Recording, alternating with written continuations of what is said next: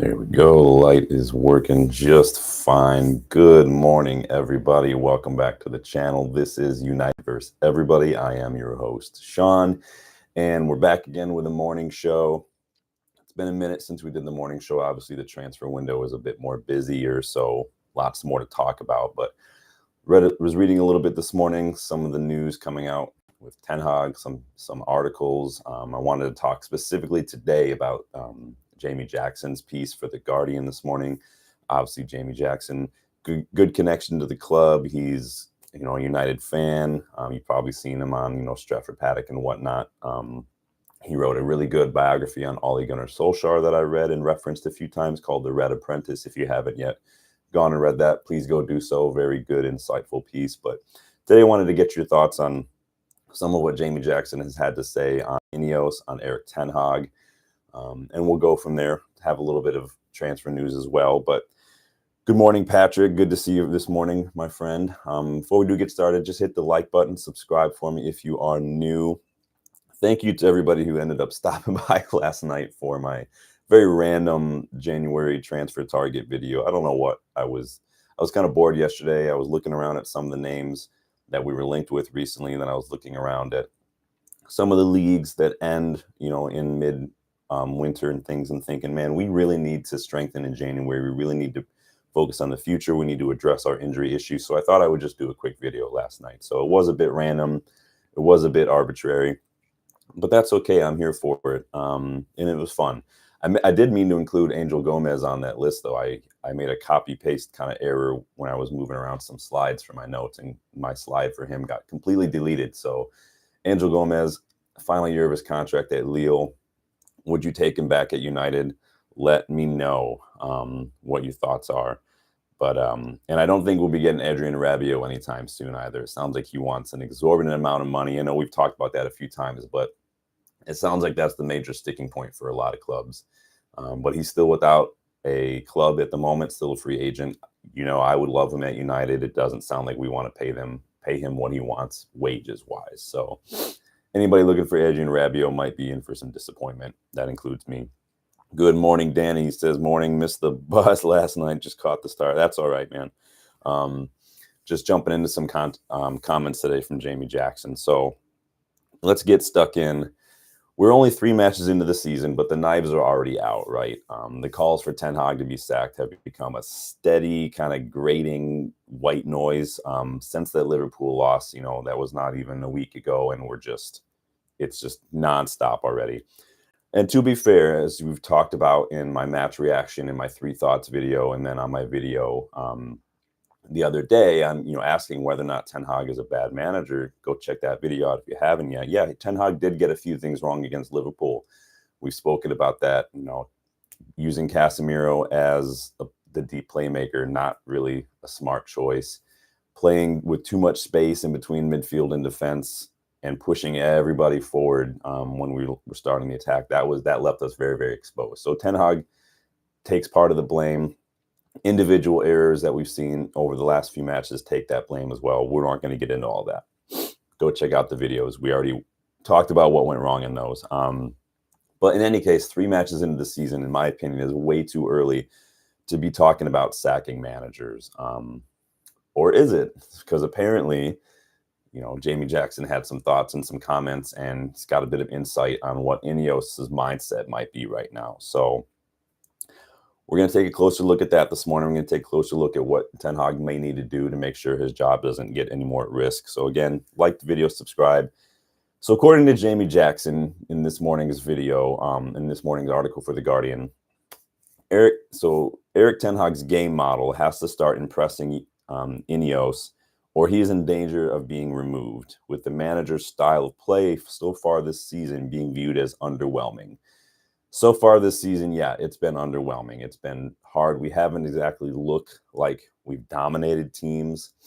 We've seen it usually, and it's been the same since the last several years, not just Ten Hag. We start the games really well, and then we very, very quickly just kind of run out of steam. We kind of lose focus. We kind of give up and abandon the game plan. We concede, we made a mistake. We don't automatically get results, and heads drop and players revert to type. We've seen that.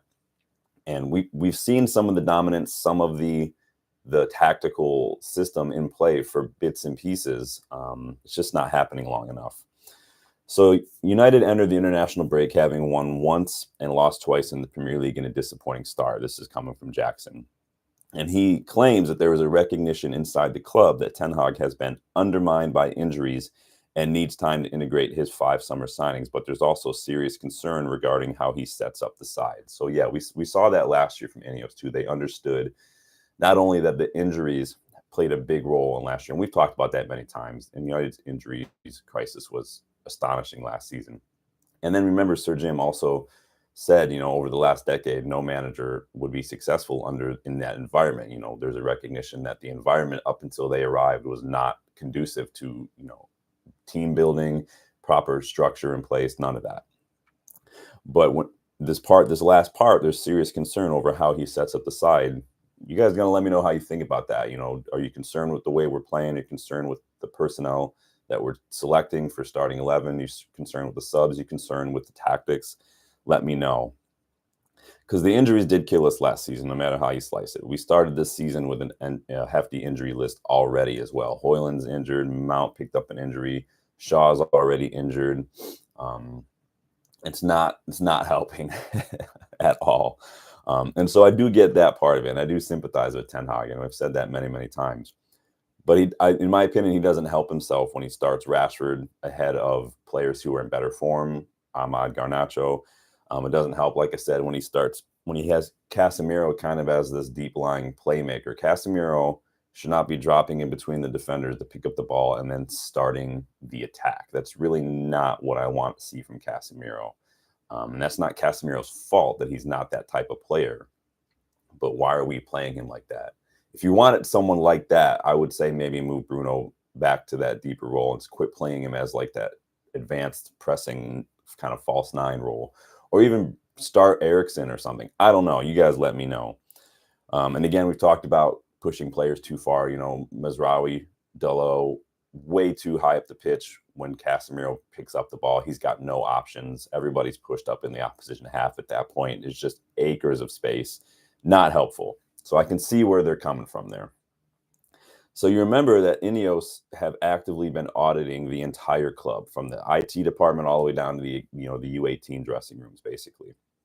Of course, that also includes the manager and the tactics. So Jamie Jackson continues, and he says the Dutchman's game model is being scrutinized by United's football department, which is overseen by Sir Jim Ratcliffe and led by Dan Ashworth, the sporting director, and then also Jason Wilcox, who is the technical director.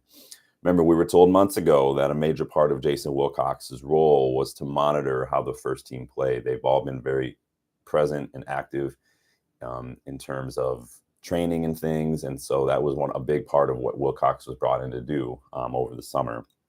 Now, despite some of the rumors, I don't think that Ineos came in, and I don't think Wilcox was there to tell Erik ten Hag, like, you play this way. I think it's more to assess what his tactics are, how he sets up the play, and then see, how that marries with, performance and results on the pitch, and then deciding from there. I don't think a new owner is going to come in and immediately tell a manager how to play. I don't think that you do that with any manager necessarily. If you have a way you're playing, then you need to go find a manager that plays that way if it's not this manager. Liverpool have done that. They did that with Klopp. They did that with Arne Slot. That's a big reason why Arne Slot, Liverpool have seemed so seamlessly integrated this year, not because of necessarily Arne Slot as some world-class manager. Again, that team has been a very good team. They've been together for a long time, and Arne Slot is a similar manager with a little bit of differences here and there. So according to Jackson, Ten Hag has been strongly backed by Ashworth and Omar Barada, the chief executive, in recent days. Remember, there were those comments that came out after the Liverpool match. The comments were published after the Liverpool match. I think they were actually said before the Liverpool match as well. So the media is very tricky with its timing, if you notice. But he also adds that this support remains for the immediate future. Yet Ten Hag, who signed a contract extension in the summer after United considered other candidates, has to begin to show his team can dominate games and opponents. Yes, remember, they did decide to stick with Ten Hag, even when guys like Thomas Tuchel were out there without a job and whatnot. They chose to stick with Ten Hag. I don't think anyone is demanding that we start putting 6 or 7 goals past the opposition every single week. I don't think that's a realistic expectation. It's not something we've typically ever done. Anyway, it's not something anybody really does. But I also don't think it's too much to ask for a bit more control, a bit more imposing our system in a given match. I want to see, like I said, we've seen it in brief moments. We've seen good pressing here and there, good spells of possession here and there. We've seen really good coordinated attacks here and there, but it's usually in the first few minutes. It's not consistent. It's in little brief moments throughout a given match. And it's just too quickly, we just die down. We die off after things don't go our way. Again, I think personally that player mentality plays a big role. And this isn't just a tenhag thing. We've seen this over the years. The players, we've seen their heads drop. There's no resilience. They very quickly revert to type when the plan isn't yielding results, or when we concede. You know, Rashford will start kind of making the same mistakes. Casemiro will make sloppy passes. Bruno starts lashing wildly at shots from outside the box instead of holding onto the ball and maybe looking for the open man. Like with Ahmad the other day, there was an opportunity for a give and go against Liverpool, and Bruno just skied one. That kind of stuff happens far too frequently, and it's been happening for far longer than Ten Hag has been here. That's not a Ten Hag thing. Those kind of things are a big problem. What are you guys saying here in the chat? I am Ten Hag till Christmas, but honestly, I haven't seen us batter and dominate any teams under Ten Hag for a full 80 or 90 minutes, says Danny. Yeah, I haven't seen it either, and it doesn't sound like a lot of people have seen it. I don't think, again, that you are going to see that a whole lot with managers like Ten Hag. We didn't see that a whole lot under Louis van Gaal either. I think they are very careful. They are very just, I don't want to say calculating like it's a straight up number game, but again, it's the high percentage passes. It's keeping control of the ball kind of a thing. I don't think you're going to see a ton of goals under these guys. And that's just the way it is. And I remember saying that to people when we were linked with Ten Hag, when we signed him. I said, don't expect a lot of high scoring games, because you're not going to get that from him. It's just not the way that these, like, I don't want to say stereotypical Dutch managers, but these traditional Dutch managers play. You know, they're very system over player. They're very just pragmatic in terms of possession and dominating that aspect of the pitch, of the game. I mean, sorry. But like you're saying, Danny, if by Christmas, you know, things aren't, I don't want to say improving as in like I want us to score 7 goals, I want us to be winning trophies, like whatever that, if by Christmas we're still like bottom half, mid-table, if it's like, again, one of those like 1 win, a draw, a loss, 1 win, a draw, like if it's this kind of stuff and it's not translating well from the eye test, I think that there's another conversation to be had, and that's another video for another time. For right now, though, I think this international break could be good or bad, depending on who you are. I'm sure for Ten Hag, it's not great, because he probably would have wanted the chance to continue working with the squad without a forced 2-week break, right? 3 weeks, 3 matches in, and then you have to take two weeks off for international break. That would be so frustrating for me as a manager, especially after not getting a full preseason with a lot of these players. It's like you're almost starting over again, which is very, very frustrating. How are you supposed to build any momentum? I think that is the stupidest thing in the world to have the international break so early in the season. As a fan, though, the break was a warm welcome from the frustration, you know, a good break from the headache that is watching us right now. And you know that's coming from me. That's got to be something, because I can't stand friendlies or international breaks. You guys know that about me. But when we return from the break, we got to dive right back into it, because we don't have time to breathe. These players that weren't quite fit need to be taking the time to get fit. Ten Hag really needs to get to work on the training ground. Some of these players who are returning from injury, I don't want to rush them, but like we really could use Rasmus Højlund right now. We really could use a fit Luke Shaw right now. Like Mason Mount, yeah, he was doing a lot of pressing and it was good, but we need Mason Mount to be back on the pitch just to have some options. It's hard to, like I said, I haven't seen enough from Mason Mount in terms of on the ball, but that's because I haven't seen enough from Mason Mount, period, because he was never fit. I want to see what he can do when he's getting some more matches. Good morning, Nick. And Danny, like I told Nick last night, man, I popped your guys' shirts in the mail yesterday, so keep a lookout for those. You guys obviously the giveaway winners that we announced on Saturday for helping us reach 1,000 subscribers is a big thank you. We are up to over 1,200 subscribers now. We are on the road to 2K. So everybody keep getting involved. Keep liking the videos. Keep watching. Subscribe if you are new. Share them if you want to, even if it's just to laugh at, how little I know about football. But yeah, keep getting involved. We're on that road to 2K. And I did promise that once we got to 2K, we would do another winner. Somebody will get a copy of FC25, and then I will get somebody a jersey of their choice when we get there. But we only get there with your help. So keep hitting the like button, keep subscribing. And getting back to this, so we have very little time to prepare once you get back. We're going to have a ton of games. We've got 9 games in around a month and a half when we get back. So we've got an away match, Southampton, coming around on the 14th. So that's in 9 days. And then immediately a few days later, we host Barnsley in the Carabao Cup on the 17th. And then we've got Crystal Palace away. We host FC20 in Europa League, and we've got Spurs at home as well. Take a hard trip to face Porto in the Europa League away. That's not going to be a fun match. And then we have to go to Aston Villa immediately after that as well, which could be a banana skin. Brentford at home, Fenerbahce away, again, a hard trip. Playing a Turkish team is always hard. Playing a Turkish team at their stadium is going to be miserable. Plus, Jose Mourinho is going to have a bit of an axe to grind with United. So literally a match like every few days for the next month and a half. Not going to be great. How do you think those results are going? How many points do you see us picking up in those league games? So we got Southampton, Palace, Spurs, Villa, and Brentford. How many points do you see us picking up for that based on what we've seen so far? Justin, good morning. You're not going to get me, my guy. How many points do you see us getting? How many points do you see us getting from some of these Europa League games already? I mean, they're coming thick and fast already, and we need fit players, and Tenhag needs to make some changes as well. And I think Ineos this could be a make or break spell for Tenhag in some people's eyes. So when this happens with the new format and with the busy fixture schedule that's only getting busier as the years go by and the money is getting more important in the game, squad depth and the ability to rotate is going to be crucial if you really want to challenge for trophies, keep players fit, and want to actually, build some momentum and start this rebuild, because winning things does help the rebuild. It does build morale. It does build confidence. It does start like this wave of just positivity and motivation. I think having everyone staying fit, though, is a bit too much to ask from some of these players, because we've seen some of them can't stay fit.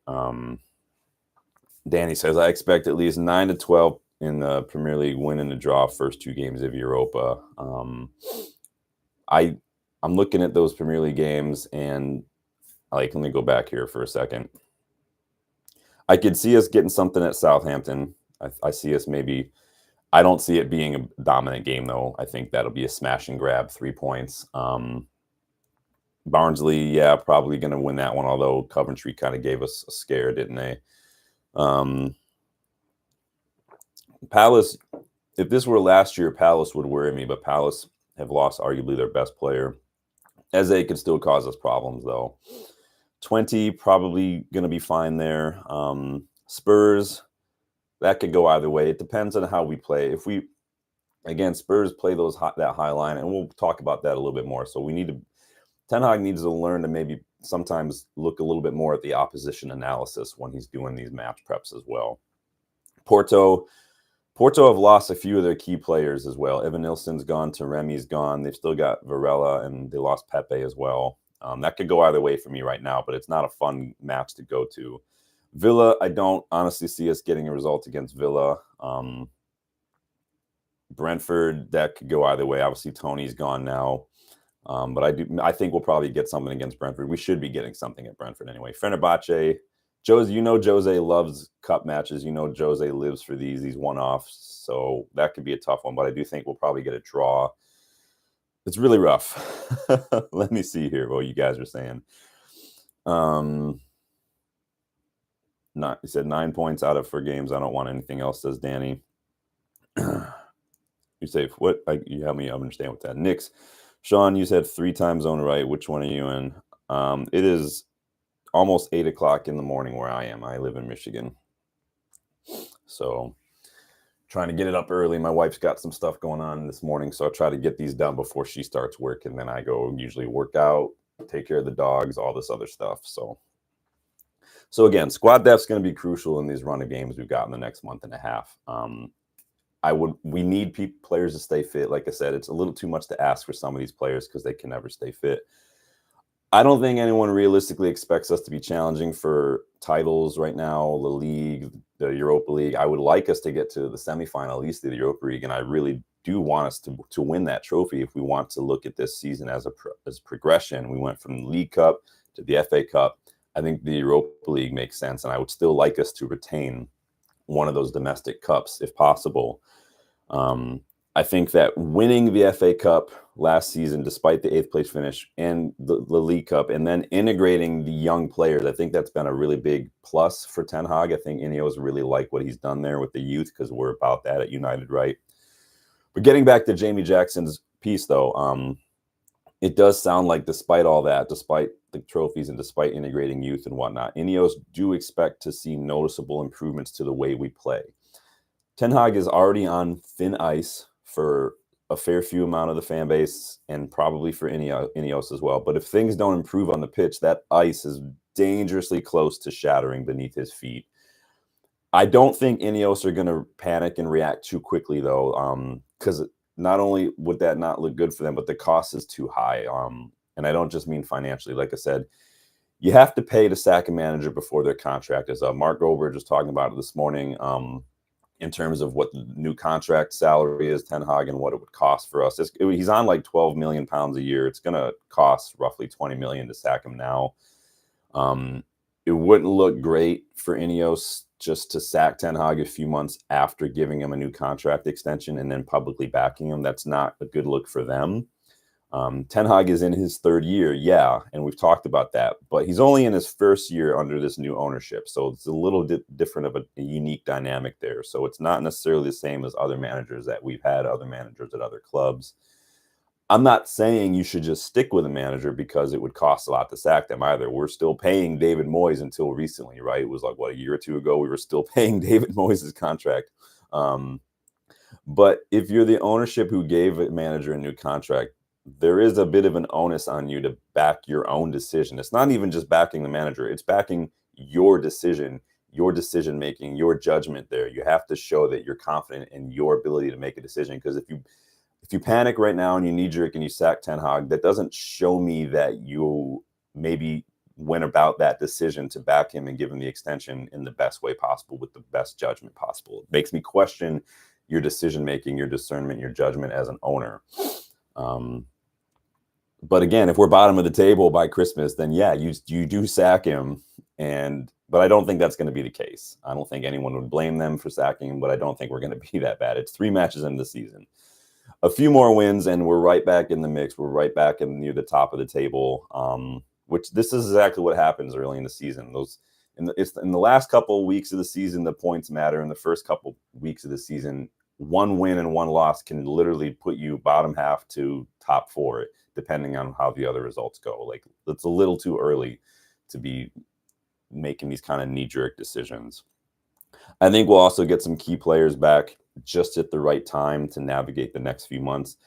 And the Ten Hag out crowd will crawl back into the woodwork until the next loss to a rival, probably. This is the way it goes. This is the way it always goes. It was like this under Ollie. It was like this under Mourinho, under Louis van Gaal. It's like this. It's nothing new. But you guys let me know what your thoughts are on the Jamie Jackson article. Let me know your thoughts on Ten Hag.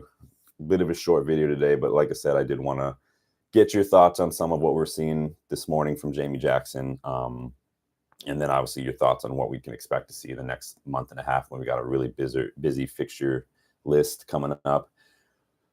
Let me know if you're planning on watching any of these international games. I probably won't. Some of them are on some weird thing called VIX. I don't even know what that means.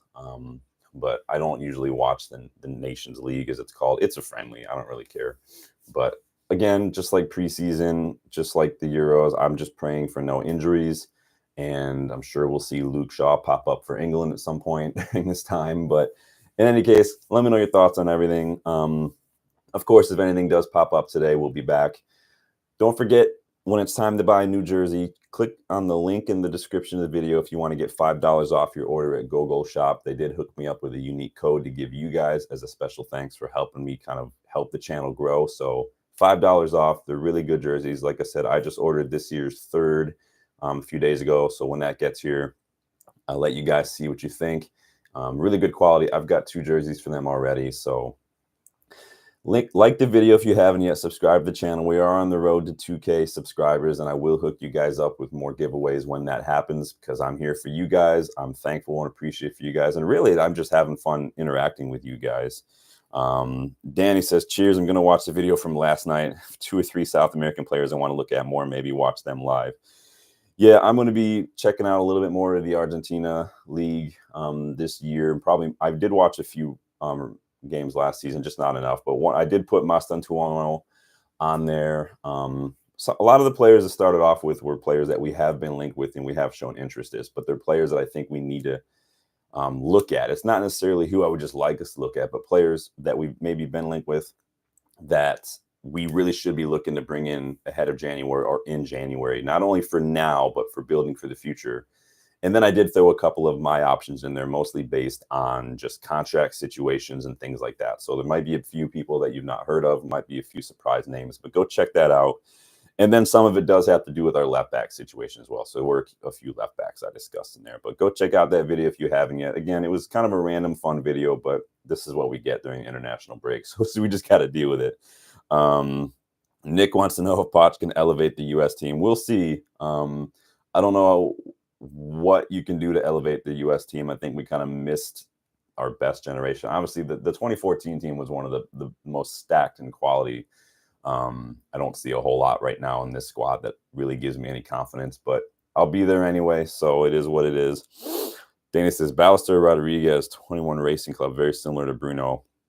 A lot of good South American players. I know you are my South American scout, Danny, so anytime you throw up a name, I always go on FootMob and start following the player and then make a point to go and check him out a little bit more. So I will go immediately right now and put down that name as well so I can go check them out.